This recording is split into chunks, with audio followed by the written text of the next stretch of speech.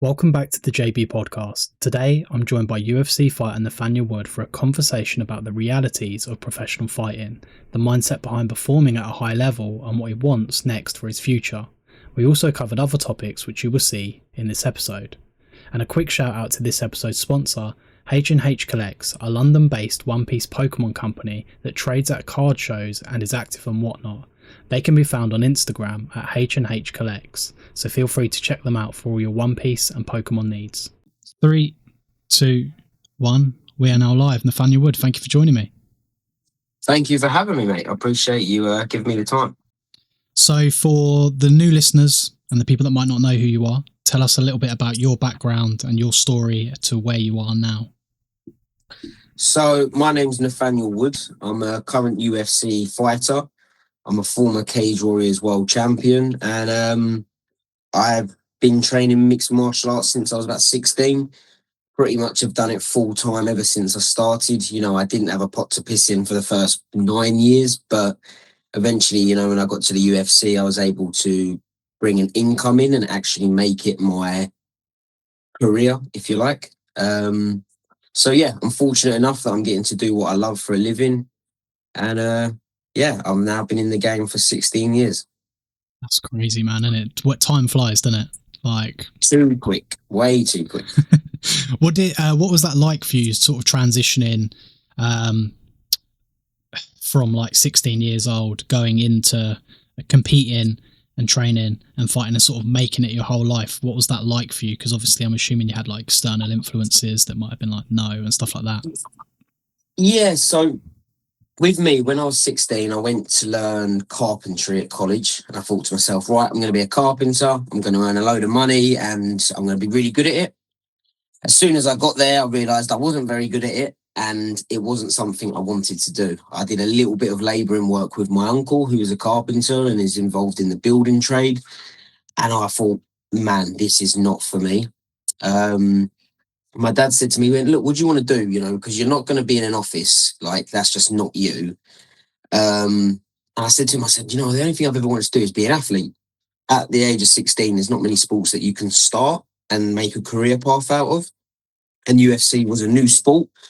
And it was one of those ones where I'd seen other fighters, such as Demetrius Johnson, you know, that hadn't started until they were in their 20s, I think. Or he was 19, I think, when he started. So I literally just said to my dad, I said, I'm going to be a UFC fighter. He was training jiu-jitsu at the time. So my dad's always been into martial arts. And that was it. I went, was like a duck to water, you know, I fell in love with it. I love the competition. I love the fact that it's a one-on-one sport and it's only me that can get in there and actually do the job. You know, I'm not relying on 11 aside or anything like that. And yeah, from the moment I stepped in the gym, or before I even stepped in the gym, I said to my dad, I'm going to do this for a living. And he kind of looked at me and thought, yeah, right. Like, let's see how you actually like, you know, rolling around with sweaty men in jiu-jitsu, because I was a little bit of a clean freak when I was younger. You know, I suffer with OCD. My OCD now has nothing to do with cleanliness or anything like that. But when I was younger, I used to be very clean, you know, I had to wash my hands all the time. But when I went to jiu-jitsu, it was just normal. You know, I'd clean after, but whilst I was on the mats, you know, I didn't care. I was in the zone and I had that adrenaline rush every time I was sparring, and yeah, I loved it. So here we are now. I mean, with jiu-jitsu, when you've got someone on top of you who's absolutely sweating and there's sweat dripping in your eyes and face, it's either going to make or break you. It's one of them ones you're like, oh, I don't know. I love it personally. It's a sport of, like, not a sport really that I do. I just do it for a bit of fun. But it's when I first ever went, it was the adrenaline. You know, like yeah, there's a buzz there that's, I don't know, either pulls you in or it makes you leave. It's one of the two. Do you know what I mean? When you start rolling around, you go, I either really love this or it's not for me. You know straight away, I think. Yeah, well, growing up for me, I was very boisterous. Like, I liked play fighting, you know, I liked WWE and all of that sort of stuff. I was always getting in trouble at school because we was always like just messing about play fighting. I was never getting into fights, but, you know, I was a very active child. I never could sit still.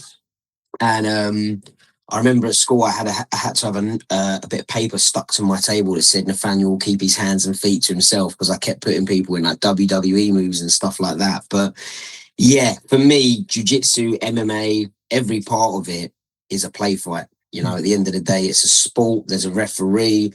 There's a rule set. You know, you haven't got to worry about someone hitting you from behind or someone stabbing you or something like this. So to me, even though it's a very extreme form of play fighting, it's all a play fight. You know, it's all pretend, if you like, because it's not a real life scenario. So for me, it's good fun. You know, I'm one of these I don't think many fighters actually enjoy fighting.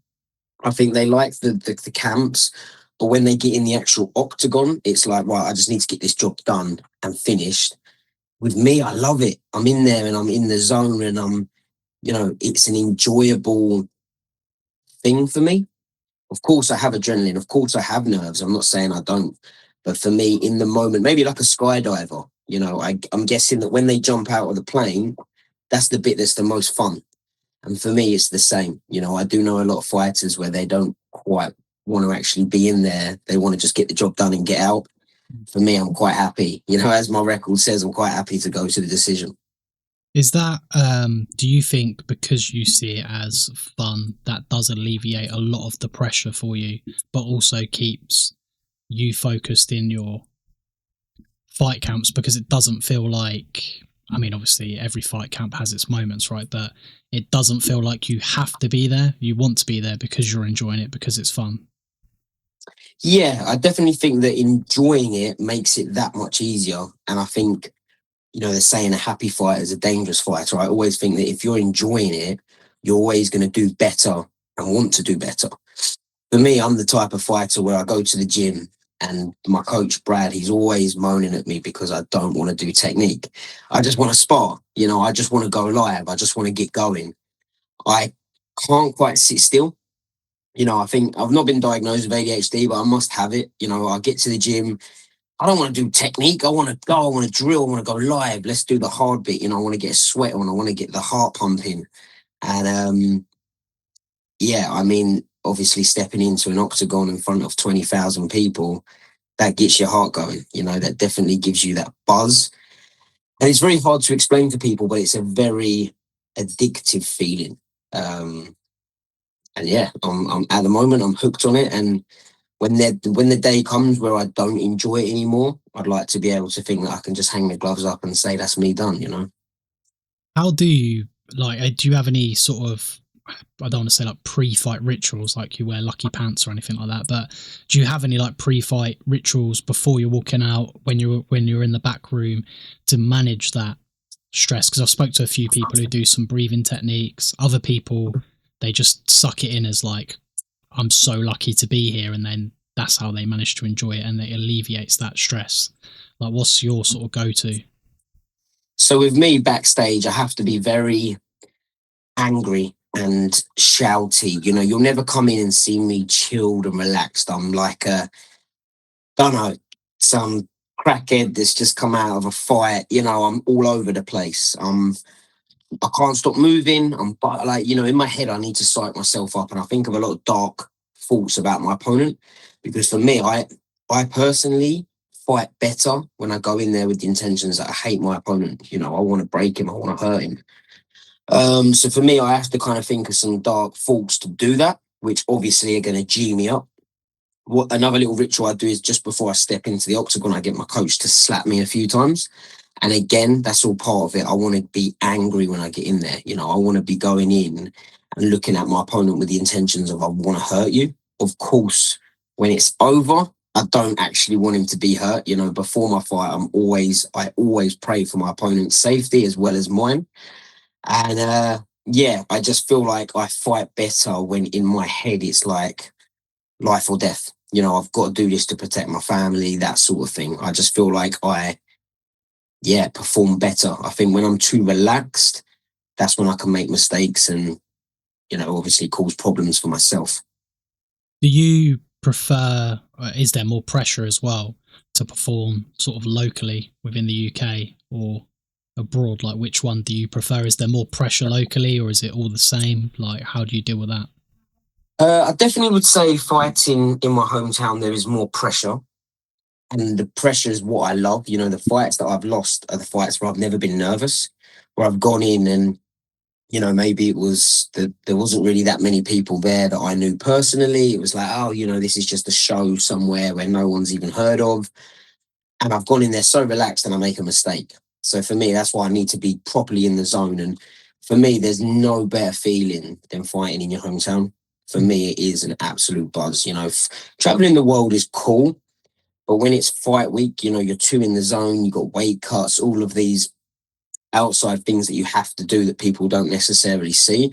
So it's not like I can enjoy the country. You know, it's not like I can go somewhere and enjoy the scenery. All I'm thinking about is eating food Yeah. when I'm cutting weight. So yeah, for me, hometown, having my family around me and keeping everything as normal as possible, day to day life, is how I think I fight the best.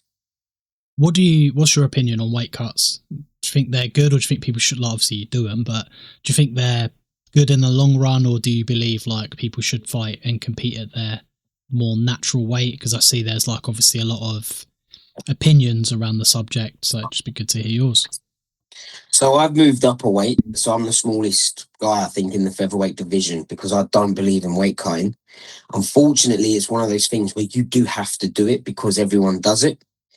The problem is it's sanctioned cheating. It really is. What you're doing is you're saying, right, I'm going to weigh in at, let's say, 145 pounds. That means I'm a 145-pound fighter. But on fight day, I'm going to walk in at 165 pounds. You know, that is cheating. But unfortunately, it's just something that everyone has to do it. And no one's ever at an advantage. So what I decided is I thought, you know what, I'm going to move up a weight. I am going to be at a disadvantage in the sense where my opponent's heavier than me, but I'm now going to have a slight advantage that I'm going to be faster. I'm going to be fresher. You know, my fight camp's no longer about killing myself to make weight. It's now about actually training like an athlete should and having my opponent in my mind the whole fight camp and not, you know, how many calories can I have today? So I personally think that going up a weight was the best thing for me. Of course, other people are going to argue that. And I think, you know, weight cutting is such an ancient method. It's been around so long that there's so many fighters and coaches that are just going to refuse to move up a weight and refuse to kind of believe in this new method of not killing yourself to make weight. And I'm hoping that maybe I can prove to people that you can. I've only lost one fight at 145 pounds. So, you know, I think I'm proof that it's not always about cutting ridiculous amounts of weight. Pulling it back a little bit, did you ever have like doubts on your road towards obviously being a paid professional fighter in the UFC? What was that like? Like that internal dialogue? Am I going to make it? Am I not? Like, how did you manage all that stuff? Or did you even have it? Or was you so convinced like this is what I'm going to be? So I did have it. My thing was always about I'm never going to be able to afford a mortgage. I'm never going to be able to actually live a comfortable life if I can't make this work. And that's because I had no plan B. Now, do I say to the younger generation that's what you should do? Probably not, because it's a big risk. So for me, I was personally open and happy to go for that risk. I thought to myself, if this doesn't work, you know, I will be on a building site for the rest of my life. And I had no skill set on a building site. So in other words, I'd probably just be a labourer, which I hated, didn't like it one bit. So I did in my head just say that, you know, this is all you have. And every time I had a loss, I was back in the gym on Monday. You know, there was no option. There was no plan B. I do think that if people have a plan B, sometimes that can stir you away from the dream. You know, it's like, okay, maybe I could take a couple of weeks off because I am earning money elsewhere or I am doing this. With me, I had no other option. It was make this work or don't. If I didn't train, there was nothing else I had to do. You know, I didn't have a job. I didn't have a 9 to 5 that I go to. I didn't have any money so that it wasn't like take a week off and you can go on holiday for the week. It was go to the gym or sit at home and do nothing all day. So I do feel that me having that one option was better for me. And I can say that now because it's worked out for me. But I'm not necessarily going to say to the others that that's something you should do, because it is very risky. You know, that maybe I never got to the UFC, maybe I never got money in my bank, and you know, it could have just been all spent on just regional scene fights. And I'm not saying that's a bad thing if you enjoy it, but it's a bad thing if you're fighting with the intentions of having this as a career path. Because I was earning, when I was Cage Warriors World Champion, I think about 1,500 quid. Do you have 3 fights a year? What, you're going to live on 4.5 grand? It's impossible. So, yeah, for me personally, I did find that having only one option is what kind of drove me to make sure my dreams, I accomplished them. What other things, like, I can't even talk, what other pieces of advice would you give to sort of young people that are looking to pursue this as a career and a dream? What things should they maybe avoid? Even managers or clubs that they go to, I don't know, like the vibes, any advice for them?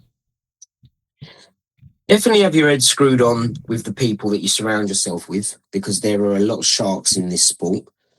I am very fortunate that with my dad, and my dad's one of my coaches, that, you know, he could protect me from anyone. You know, he could tell me straight away, don't trust that guy, don't trust this guy. And I knew that I had that father in my life, father figure guiding me. So if someone doesn't have a dad that's involved in the sport, I'll definitely say try and look at finding a coach who can act as a father figure, who does have your best interests at heart. And, you know, of course, you never really know what someone's intentions are, but I think you'd be a good judge of character if you think to yourself, is this person really there for me? And now, this wasn't really an option as much back in the day because the sport was so much newer. But now you can earn money, obviously, coaching, PTing, holding pads. So what I say to the younger fighters now is, look, if you're trying to do this full time, try and pick up a couple of clients that you can hold pads for, you know, a couple of times a week, that you might earn £40 for an hour's work or £30. But if you do 5 of them, that's £200 a week. You know, that's £800 a month. That was more than what I had when I was pursuing it. And it is something that you can fall back on now. You know, coaching MMA is a career path in essence. You know, jiu-jitsu is a lot more popular now. Of course, I'm not sitting here saying that you're going to be great at it, but if you're an MMA fighter and you've got in there and you've been able to actually have fights and got wins under your belt, then I'm sure you do have the experience to be able to coach people and, you know, earn money from it. So that's definitely the fallback that I would say to fighters now to have. And what's your relationship with, like, your dad, like with coach and dad? How do they, does that ever cause an issue a little bit? Because obviously sometimes it's dad, sometimes it's coach, or is it environment that's like, okay, this is coach mode and this is dad?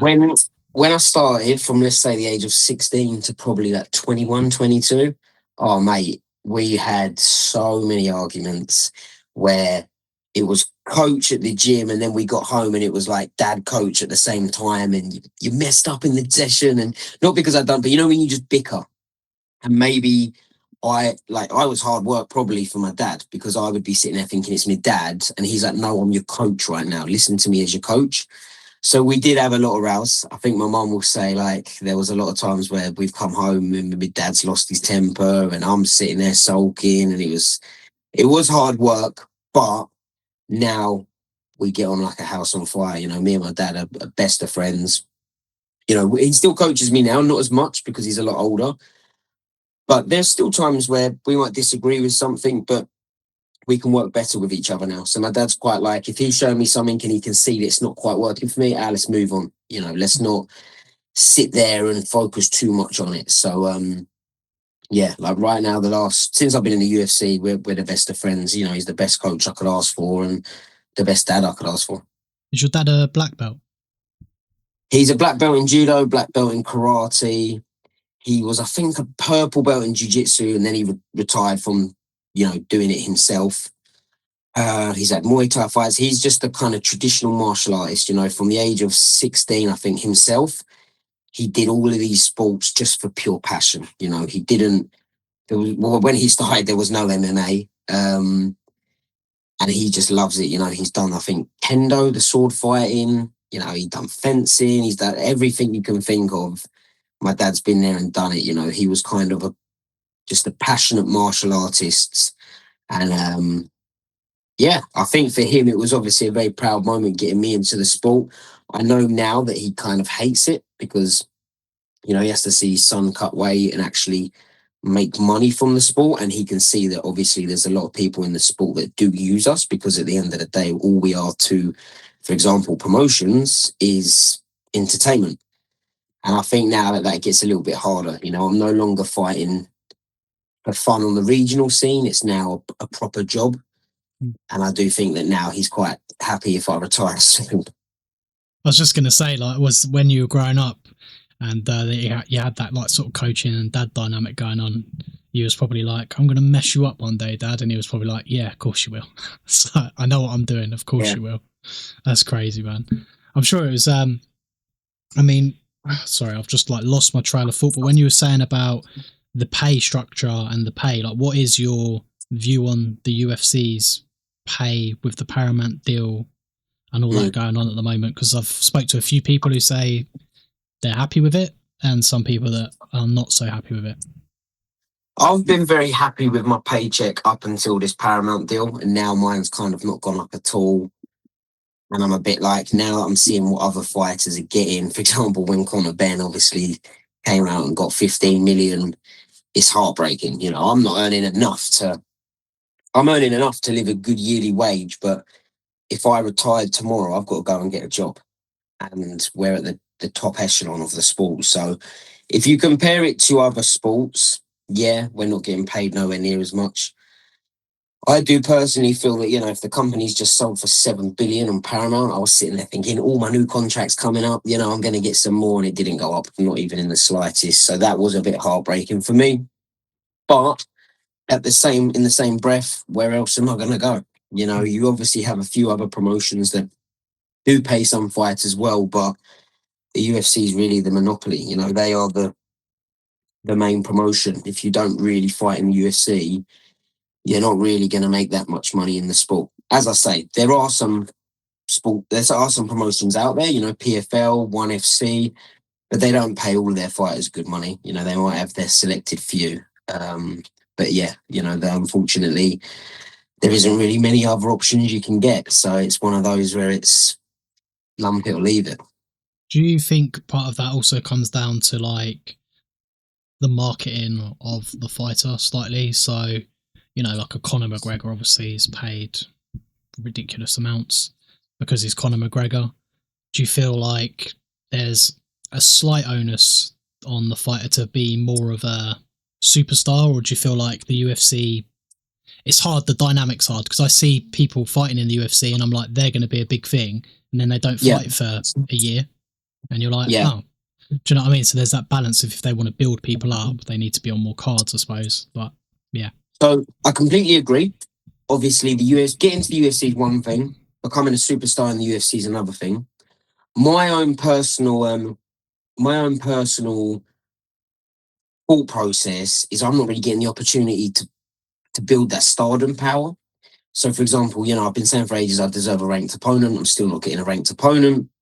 You know, for example, the London card that just went, I was on the prelims when guys that were making their debut was on the main card. And the other thing that sometimes, you know, just winds me up a little bit is that I don't feel like the UFC give us any Instagram time. You know, of course, when you have the UFC events, it's like, oh, the main event and the co-main events get the promotion, they get the Instagrams and that sort of stuff. But, you know, if I was to do a video now hitting pads, tag the UFC in it, they're not going to share it. They're not going to give me any sort of airtime. So I do feel like we're kind of left to our own devices to build our name. So I can only go with what I'm given. You know, I can only fight the people that I've got in front of me. If I'm not on the main card and there's not as many eyes on me, I can't help that. I can only go where the matchmakers put me on the card. So I do my best that I can. You know, I try and collab with as many people as I can, and I try and, you know, for example, now do as many podcasts and interviews as I can. But if you're not getting the opportunities to build that kind of stardom, you know, it's hard to actually do it. You need those opportunities. You need the UFC Instagram accounts and the TikTok accounts. You need them to give you that platform. Otherwise, you're like any other fighter. You just got to start up. So how you go about that, I don't know. You know, maybe it's one of those where if you get a certain amount of wins in the UFC, they do give you some form of promotional work. You know, I'm not saying I need to get paid for it. I'd love to be able to go on there and do more interviews and get my name out there more and do more collabs. But, you know, I can only do what I've got. I've got a marketing idea for you when we finish, by the way. I'll let you know what it is. I think it's a cool idea. Okay. But Okay. I won't share it now because you might not want to do it. Who do you want next? Who do you want to fight next? So I'm going to just say that boring answer that everyone hates, but anyone ranked above me, you know, it's got to be. So if I have it my way, I think I deserve someone in the top 10. I don't even think I need to have someone in the top 15. I know that's a big ask. You know, I'm not ranked at the moment. So, for example, they'll say, oh, you can get 15th, 14th. Me versus Pitbull, me versus Aaron Pico. If you said to me now, I get to decide, I'd like Yair Rodriguez or Brian Ortega, someone that's been in the sport for a long time who I think's holding up the division. You know, I feel like they're camping their little spot in the rankings and I don't feel like they deserve it there. I'd rather avoid people like Josh Emmett because, you know, he's on like 4 losses on the trot now or something like that. And I just feel that that's that. I don't want to be just that one guy that kind of beat him as well as everyone else. I want the guys that have got wins on their records. So, yeah, for me, if you said pick someone, I'd say Yair Rodriguez. That'd be a good fight. That Yeah. would be a good fight. How are So you? for me, I think it's a great matchup. You know, of course, people are going to say, oh, you know, that's too much of an ask. I watch fighters and I know what I struggle with and I know what I can deal well with. And I think Yair Rodriguez is a fighter that I could quite comfortably go in there and beat. You study tape then, yeah? Or just watch? I do. Yes, I watch it in my division. I mean, if you said, do you watch fights as a fan? If I'm honest, I don't. I just don't have the time. I'm so busy doing everything else. And as I said to you earlier, I can't sit still. You know, I'll watch one fight and I'm itching and I've got to do something. And so, yeah, I'll go and study tape on people in my division. And that's purely just on a business/work mindset. You know, how do I beat this guy and so on. I may stay up, of course, for someone like Conor McGregor, you know, a real massive fight. But very rarely will you see me sitting there watching a UFC card. And what do you think about eye pokes? Like, what's the rule there? How do you see them? Do you think this one and done like should be point taken? Yeah, it can be. It's hard. They suck. I mean, getting poked in the eye, I can promise you now, is a very painful feeling. And to then have to continue to fight, it's, you know, if you poke me in the eye properly, I'm not going to recover from that eye poke within 5 minutes. Of course, I could continue to fight, but that's now going to be causing me an issue. Unfortunately, I don't think there is really anything you can do about it. I know people have said about designing the glove in different ways, but I think eventually it's just going to end up being a boxing glove. I think, you know, the eye pokes do happen. We've seen it before with, there's a female fighter where she, through the head kick, got caught in the eye with her toe. And it was completely legal. Like she got away, like she was allowed to do that, and the fight got stopped. But you saw on the tape, the toe just scraped the eye. How do you stop that? Do you put shoes on as well? You know, it's just one of those unfortunate things. But of course, I think that fighters that are deliberately poking their fingers out, etc., maybe one warning and then it's penalised. You know, you can't be doing this all day and, you know, risking poking someone in the eye. Kind of like Cyril Gahn, really, you know, against Big Tom. Yeah, I feel sorry for Tom. I feel like he's getting, you know, a lot of stick and it wasn't even him that committed the foul. You know, no one knows whether he could have continued, whether he couldn't. But I think with the amount of finger that went in his eye, he was totally in his right to say, mate, I can't fight with this. The fact that he's gone away and actually had like eye surgery and his eyes lasered, you know, come on, give the guy a break. No one seems to be giving Cyril Gahn a hard time about it. So, yeah, I mean, it sucks for Tom. I've had just gentle pokes in the eye in training, and I'm sitting there for 5 minutes thinking, what the hell just happened? You know, it's a very delicate thing, the eye. So unless you're the one that's got the eye poke, no one will ever know how bad it is. How do you manage your injuries with training? Because obviously, like if you're going to get niggles and have problems, right? Like it's not like every day you turn up to training you're 100% fit. Where's the balance there? Like how does your camp manage that? So I personally try and nip them in the bud straight away. So as soon as I feel what I would in the analogy that I would use is if you had a car and you have a little orange warning light come up, it's better to get it fixed and looked at straight away before it turns into something more serious. I have a current injury at the moment. My shoulder's bad from my last fight, but it's one of those where it's like the pain's not excruciating. It's about a 6 or 7 out of 10, but it just is consistent. So it's very kind of irritating. I want to just go and train freely, and unfortunately, I can't. But in the same breath, I don't want to just do nothing. So I'm waiting on my results now. I'm hoping that they don't turn around and say all you have to do is rest. I'm hoping that they say you can do some, form of activity to try and strengthen it and build it up. But yeah, the main thing I would do is just try and get everything early before it becomes a big problem. And with your sort of training camps and even just your normal day-to-day training, how are you so consistent with that? Just I love it. I think that's it. I love it. So of course, after a fight, it's nice to have a week off, especially when you've got some injuries through the fight and you've been beaten up for a few rounds. You deserve it. Have a few days off. But if you said to me now, right, tomorrow you're doing nothing, I'd be bored. It's my birthday tomorrow and I'm going training. I want to train. That's what I enjoy doing. So, of course, the good thing with MMA as well is there's so much to it. So there might be days where I don't want to do any grappling. I'll go and lift some weights. I'll go and do boxing. I'll go and do something else. Whereas if you was, let's say, a boxer doing the same thing all the time could get very boring. With us, we're lucky that we can cross train. I could do grappling, I could do wrestling, I could do boxing, kickboxing, stretching, strength conditioning. Anything that I do will benefit me in the long run. And when you're in the ring competing, do you know when you've lost a round? Like, do you know when you've lost a round? And when you go back to that corner, what's that conversation like with yourself and also from your team? So there's a lot of rounds where I'll go, that was close. And the first thing I'd say to my cornerman is, did I lose that round? For me, I don't need anyone to sugarcoat it. I need to know the honest truth. Did I lose that round? So if I've lost the first two, the third one, I need to go out and try and get that win. My coaches are very honest with me. So they'll sometimes say to me, like, could go either way, mate. But anyway, let's get you straight back in the next round. This is what I want you to do and so on. But for me, it's easier to know roughly where I'm at.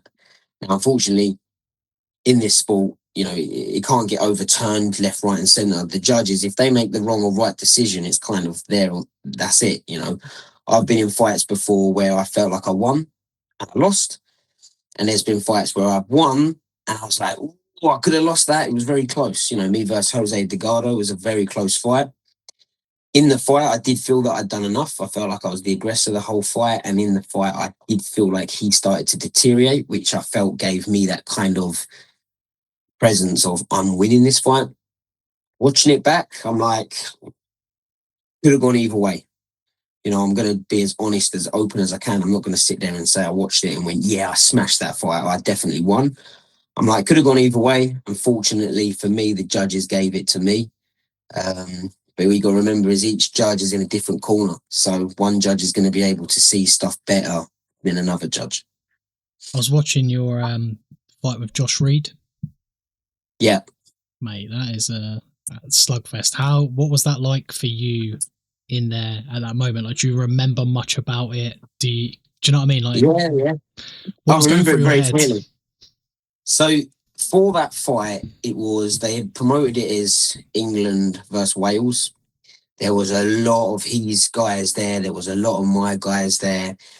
And as soon as he rocked me with the first punch, I remember thinking, I can't go down like this. So in my head, I was thinking, do I shoot for a takedown? And pride got to me. I was like, no, I'm not going to be shooting for a takedown. I'm not letting my crowd down. So I just bit down on my gum shield, made sure that I survived. And obviously got the win myself. So that was a very special fight. That was one to remember. And yeah, I think it was because there was so much buzz about it being England versus Wales. It was such a good feeling when I felt like I represented and actually came away with that win. So yeah, that one will stay with me forever. I've just got one more question for you, which I think is a funny question, so I'm going to ask you anyways. Who Yeah. do you think in the UFC has the most punchable face? what person annoys you the most? I don't think he's in the UFC anymore, but is it Sam Alvey, the smiley guy? I think I know who you're on about, yes. I think he might. I don't think he's with the UFC anymore, but he's probably the nicest guy in the world. But he's always walking around with a massive smile, just grinning with his teeth out. And I'm like, oh, no one should be smiling that much. So, I think yeah. that's, I don't know if you can see, but I think it's Yeah. him. He's always grinning. That grin is just, that's something. But Yeah. I'm sure he's a lovely geezer. But yeah, that smile, like, man, I want to give it a good punch. When can people expect to roughly see you back competing? When would you like to be competing? Well, ideally, I like to think that with my scan results, they should be here any minute. I need to chase them up because they're actually taking longer than expected. I'm hoping that they turn around and say it's a couple of weeks worth of rehab and then it's back to normal. I don't quite know how it all exactly works. So for me, I'd like to have an 8-week fight camp in an ideal world. A couple of weeks to get my shoulder better. I'd say 12 weeks time. I'd like to think that in the next month I could have a fight booked. So yeah, it would be nice to be on that Serbia card. Serbia I think is in 12 weeks or 11 weeks. And it's obviously the UFC making their debut there. So I think that'd be quite a historical moment for me. I was on the Paris card, the first ever Paris in the UFC. That was cool. So yeah, that would be quite a cool experience, I think. It's not too far, it's a couple of hours away. I can take the girls with me and no jet lag. Yeah. No, cool, brother. I really appreciate you coming on and chatting with me. Is there anything you want to add, or are you happy? No, just thank you for having me. And, I hope obviously your listeners think that I'm a nice bloke and an all right guy. And yeah, if you can tune into my next fight, I'll be much appreciated. Yeah, no, I appreciate you coming on, man. I'll end it here and I'll chat with you for 2 minutes off camera. That's cool with you, off recording. Yeah, perfect. Sweet, brother. Thank you for coming on. Thank you, mate.